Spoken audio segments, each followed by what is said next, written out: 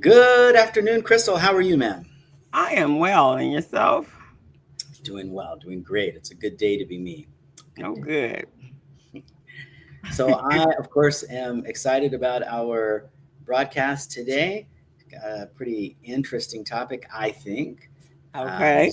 so, how about I sent you the notes, right? So, you've got them? Yes. Yeah, okay. So, I'll read your bio first, and then Mm-hmm. we can jump right in. We're going to be talking about things that keep 401k executives up at night. Yeah. So here we go. Hello, ladies Okay. and gentlemen. Please meet my friend and colleague, Crystal Mitchell. She is a business coach and consultant, the CEO of Mitchell Business Solutions, co director of Recycling Black Dollars. She's also the co host of The Business Zone. It's another, with Crystal and Gilbert, another weekly online radio show. She's an instructor at Mount San Antonio Community College, a certified network for teaching entrepreneurship instructor, and a QuickBooks Pro Advisor financial strategist. Hey, Crystal, how are you? I'm well. I'm doing okay, I guess. Trust you had a good weekend. It was productive. Good deal. We can't ask for too much more than that. Yeah. Okay. Well, let's jump right into our topic. Okay. Today, we want to talk about what keeps 401k executives up at night. I just wanted to talk a little bit about this. We've got some interesting times that we're living in, of course. And what's interesting to me is I'm not seeing personally a lot of reaction in the 401k market to things that are happened in our recent past with the tax deal and the tariffs and things like that. That doesn't mean it's not there. It's just that I haven't necessarily seen it. But we do have some things that are keeping all 401k plan advisors awake at night, especially small to medium sized small to medium sized clients, as Okay. well as larger clients. To be honest with you, the whole market has three big issues that they're dealing with. One is their fiduciary risks, another is cost and quality, and the last one that we're going to talk about is maybe even most important because it is an employee benefit, and that is employee engagement. So, if you're ready, let's jump right in. I am ready. Okay, here we go. So, one of the things that I talk about when I talk about uh, uh, how to bulletproof your plan and how to make sure you've got the right plan for you is to harken back to number one, this is an employee benefit. And I know we sell that, especially in my arena, we sell that as a way for business owners to save money on their taxes. Because let's face it, I've never met a business owner that set up a retirement plan to help other people retire. Usually they set one of these up so that they can help feed their family, take care of themselves during retirement, and there's nothing wrong with that. But you got to realize that it is an employee benefit, and with employee benefits come responsibility, and the major part of that responsibility falls on the plan sponsor. You can Mm, have people help you with things like they can give you, we're going to talk about a little bit, 338 or 321, or you can have someone do the benchmarking. But when you get right down to it, you, the business owner, the group leader of the organization, however you want to say that, you're the one that signed the paperwork to say to the federal government, hey, I want to take money out of people's check and I'm going to guard that uh, fiduciarily. So okay. that's the deal, right? Um, so let's break it down. First, let's talk a little bit about that fiduciary responsibility. When I was doing this research online and I started looking at, okay, when we want to talk about fiduciary responsibility, what do we mean? We want to make sure rather that the prices are appropriate. We want to make sure that the investments are appropriate. We want to make sure that the plan is running right. We want to make sure that participants know about the plan.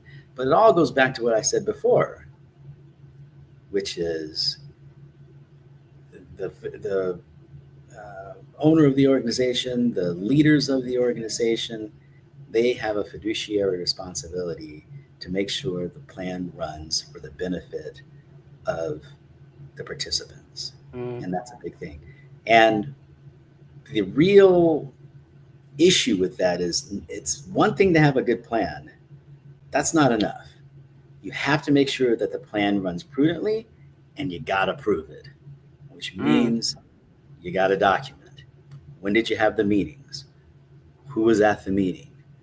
When did you get the plan benchmarked? What were the costs? You have to document. I've never seen a situation where the IOL wanted to know, oh, this fund is bigger than this fund or what have you. But they do Mm. want to know that you are running the plan in the best interest of participants. Okay. And they're legally once they do that, they're legally required to do that, right? Yeah, that brings up that word fiduciary. That is, uh,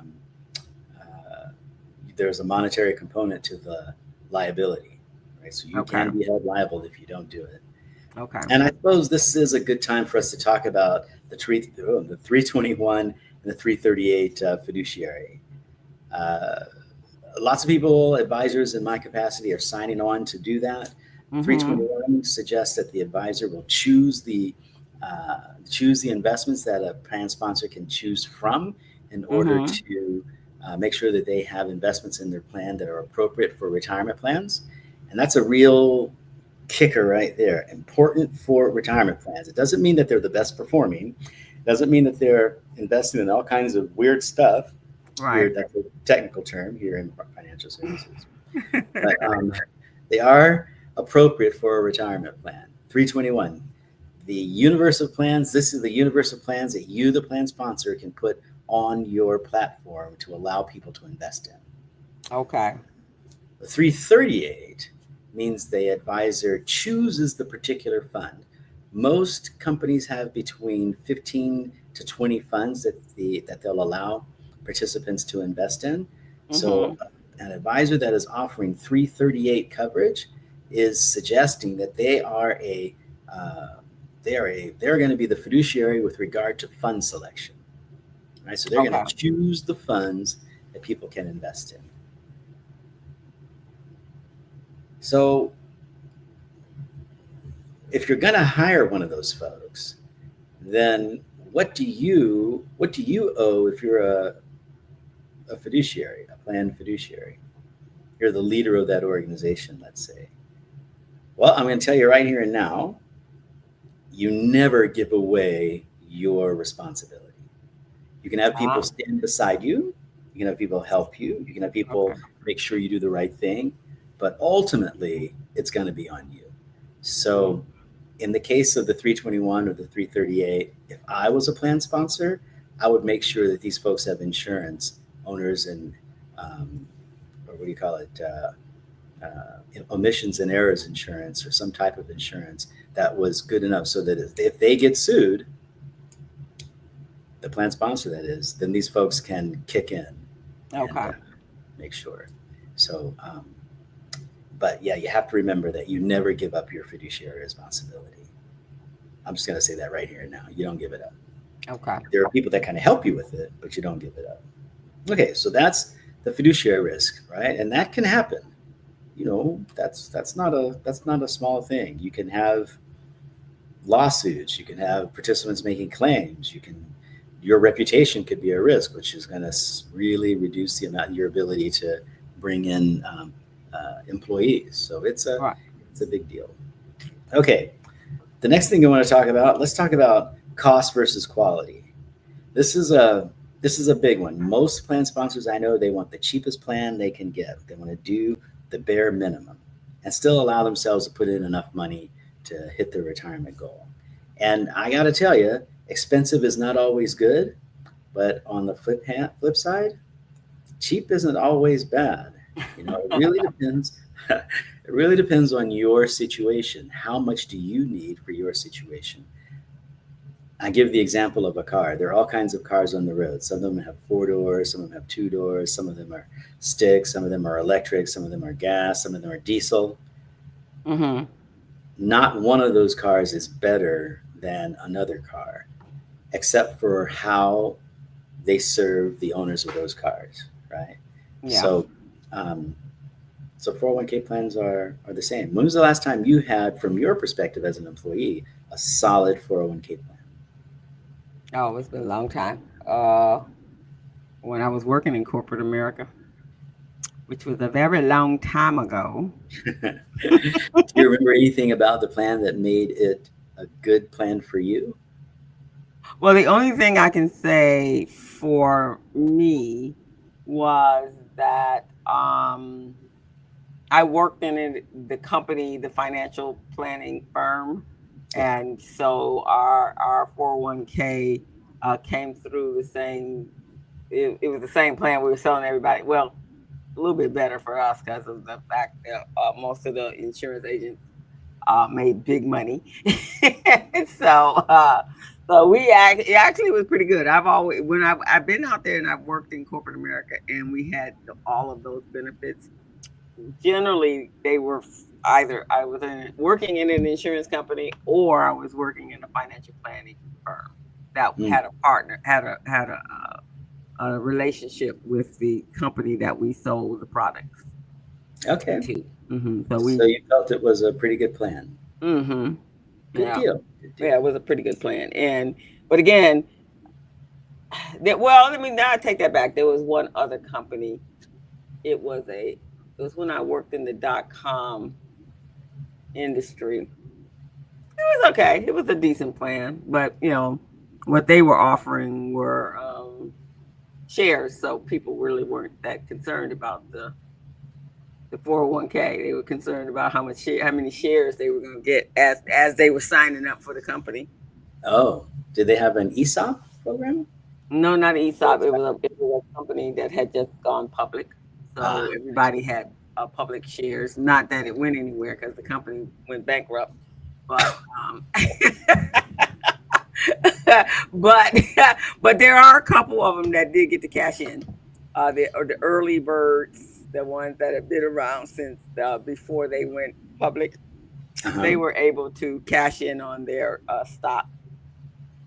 Great. And that's one of the reasons why I wanted to have this discussion, because when we talk about a retirement plan, we're going to talk about the whole retirement plan, your stock options, your ESOPs, if that's what it is, the Hmm 401k that you get, um, the rules that you have to abide by. Do you get loans? Are there matches? And as a business owner, or as a group leader, or as an organization leader, you have to determine what's going to be best for you. If a match is appropriate, great. If it's not, then it's not. If the loan is appropriate, or if it's not, then it's not.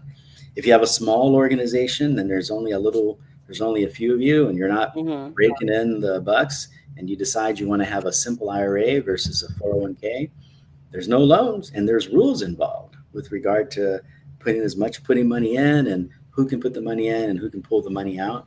So you really want to talk with an advisor that can help you figure out what's going to be good for your organization, and then tailor that plan for you. And then, of course, got to look at that cost. How much is this going to cost me? Right. So someone that has a company that has 3 people, maybe they don't need an expensive plan like the folks at Chevron do. Maybe they don't have the amount of money going in that's going to warrant that. And then, Right. of course, if you have U.S. workers at Chevron, maybe they want something different than a simple IRA. It all depends on what's correct. But we go back to the first part when we suggest that you, the business owner, you, the organization leader, you, the one that determines that you're going to have a plan, and you're the one that puts your name on the dotted line that says you're going to be responsible for the plan.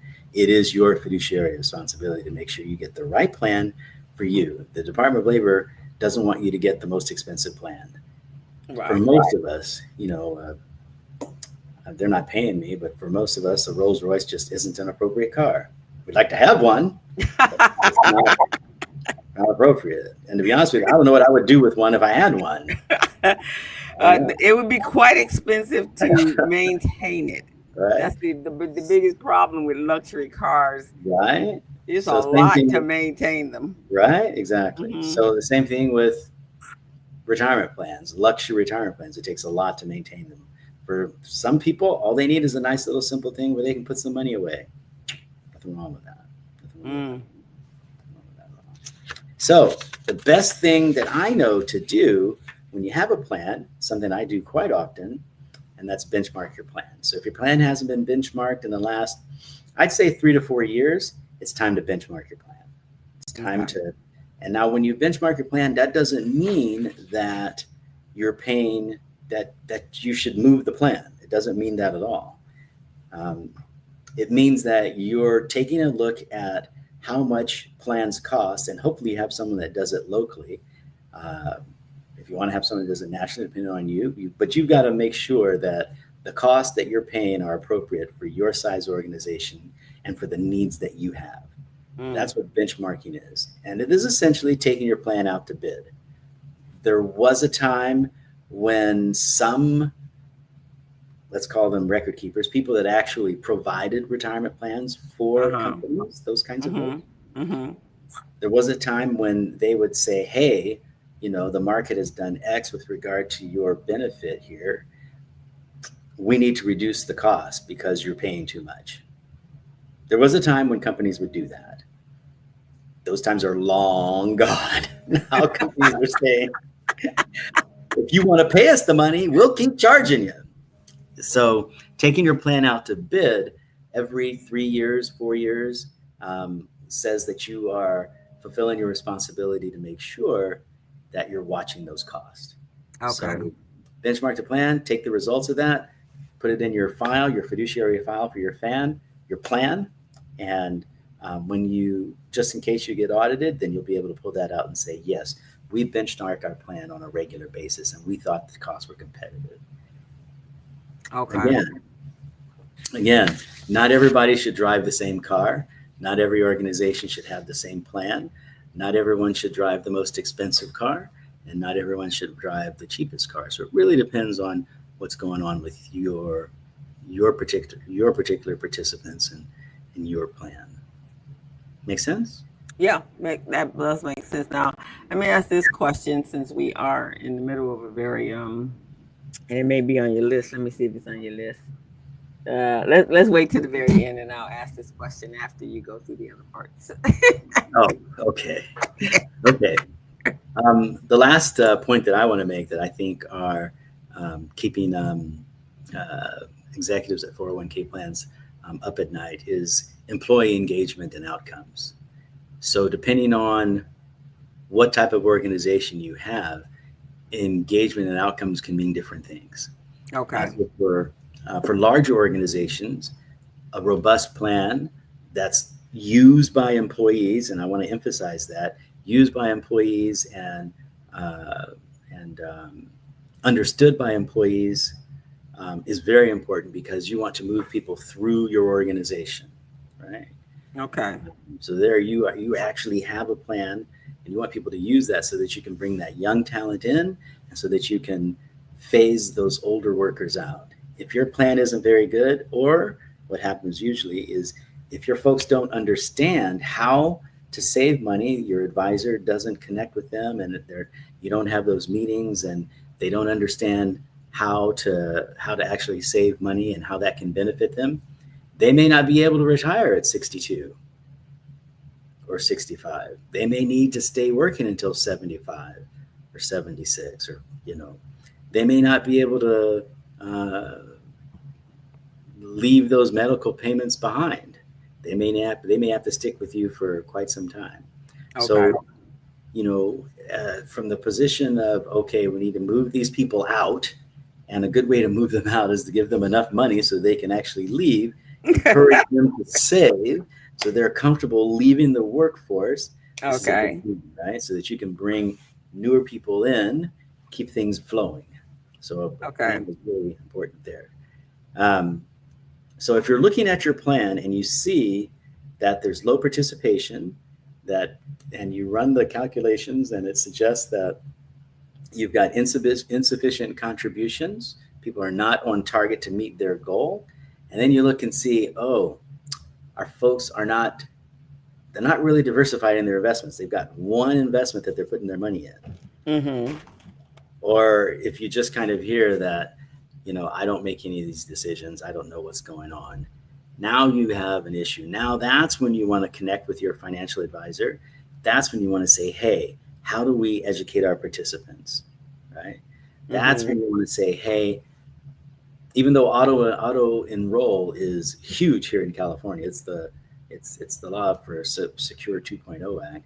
For plans that were originated beforehand, something called auto escalation is also possible, right? Auto Okay. escalation where you can sign up to increase your contributions on an annual basis, let's say, on an annual Mm-hmm. basis, um, and you can always stop it, but at least you're on track to do that. Your Okay. participants are going to do that. I think you cannot give someone too much education. Now, I know, like I said before, folks are not there working so that they can retire. They're working so that they can make money for the owner of the business or get the work done for the group that you're working for.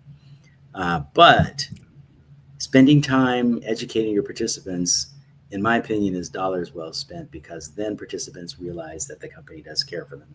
If you do it in the right way, right? You have to do it the right way. Just bring in somebody to educate them. So having a great plan that nobody uses does you no good. Okay. Right? Um. Yeah. Okay. Again, So, I'll wait to the end. all right. So the three things. But I do agree with you the education piece because Yeah. and So oh that's why this is we're. what I yeah and no this is what I was gonna say the education piece yes but also um and I think it's become a lost art in this new world that we live in. But keeping your employees happy is actually very beneficial to your for your business because happy employees don't mind going the extra distance. Unhappy employees will not go the distance. And I think that somewhere along the lines, employers have forgotten that. They think they're doing a favor by providing a job to the people out there, and so therefore, they complain about what they get. Well, you're getting what you, as you said earlier, you're getting what you paid for, right? You don't invest in them, and they're not going to invest in you because for them, you're just the next employer before I go get my next job. That's It's what that very, is. it's very true. There was a time when people would, and I'm not going to make a comment on whether it's right, wrong, or indifferent, but there was a time when people would work. Some people, not all of them, but Mm-hmm. some people would work 20, 30 years for a company. Uh-huh. They'd start and they'd work, and then they would expect to get that gold watch at the end or some type of pension at the end, right? They didn't have to Mm-hmm. worry about saving. Mm-mm. Well, that was good and bad.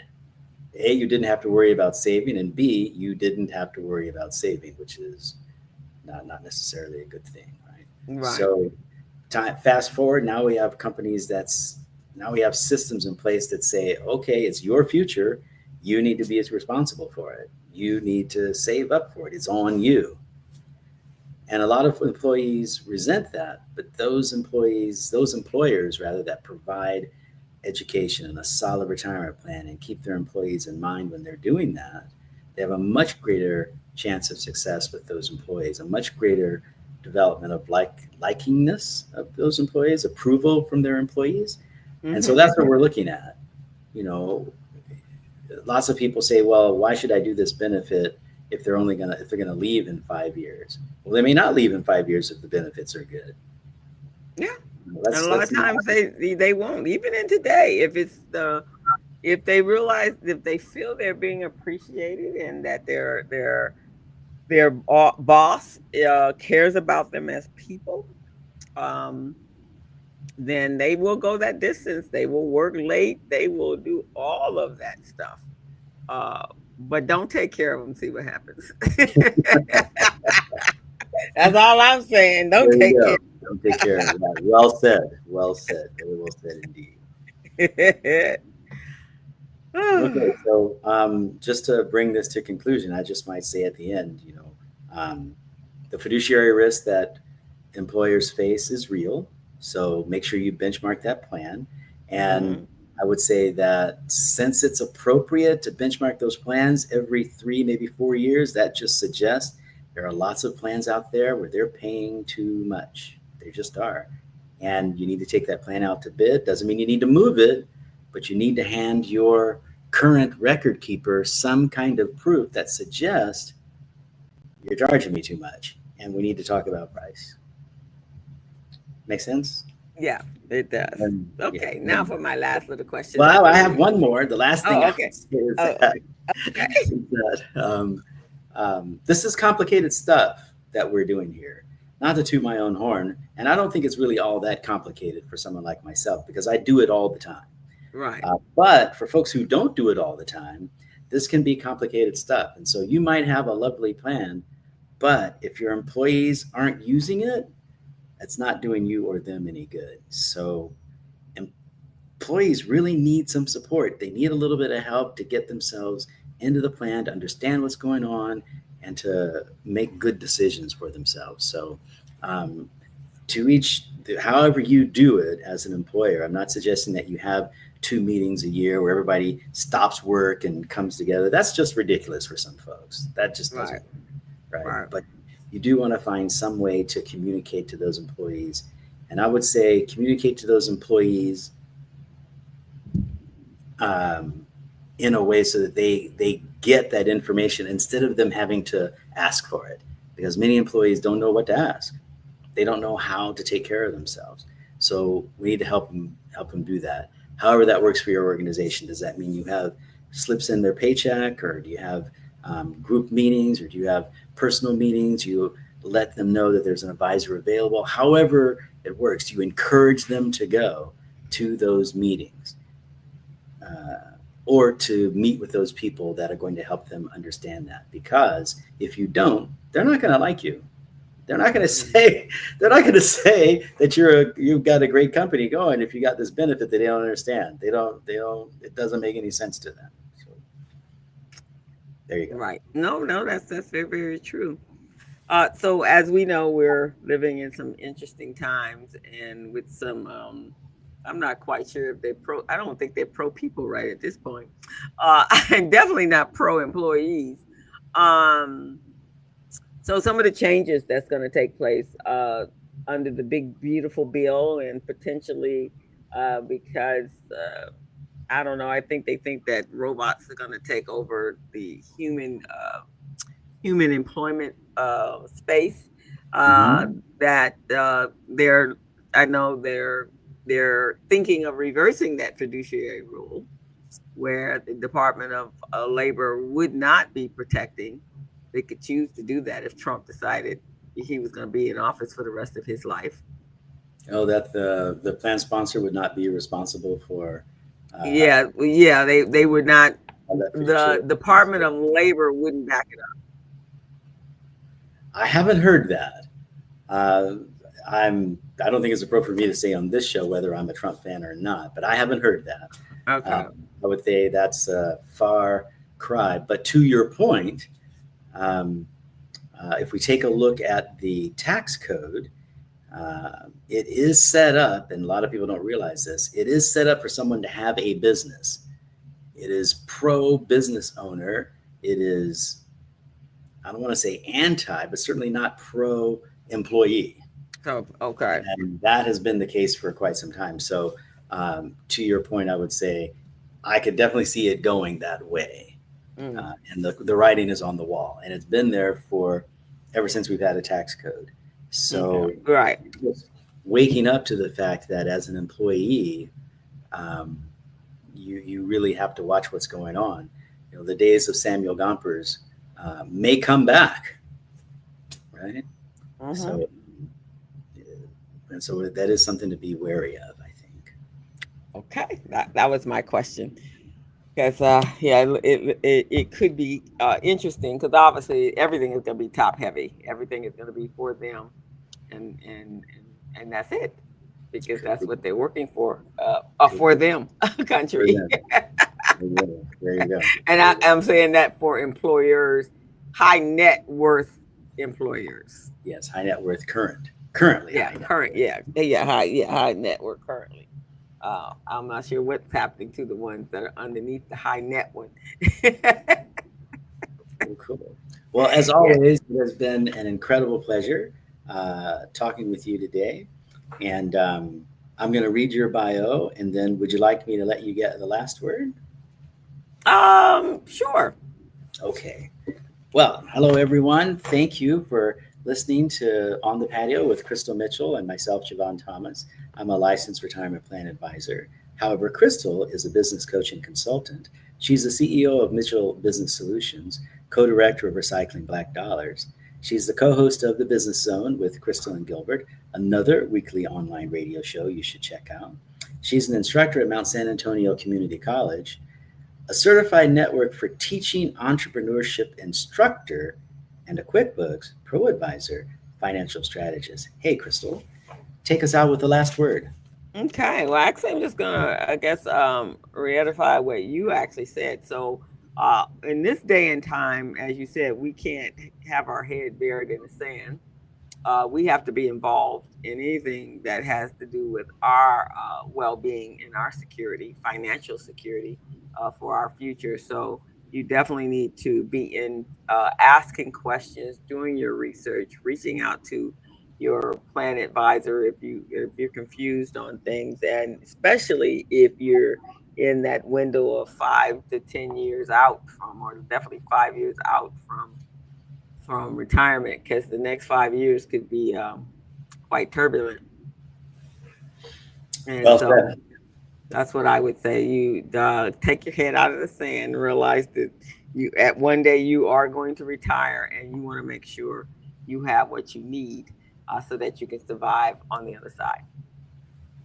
I couldn't have said it better myself. Thank you for those last words. Very, very prescient and true. Very prescient and true.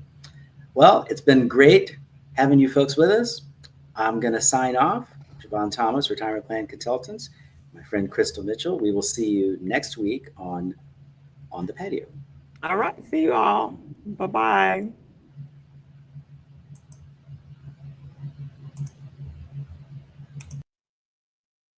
Oh, you kicked us all out. What happened?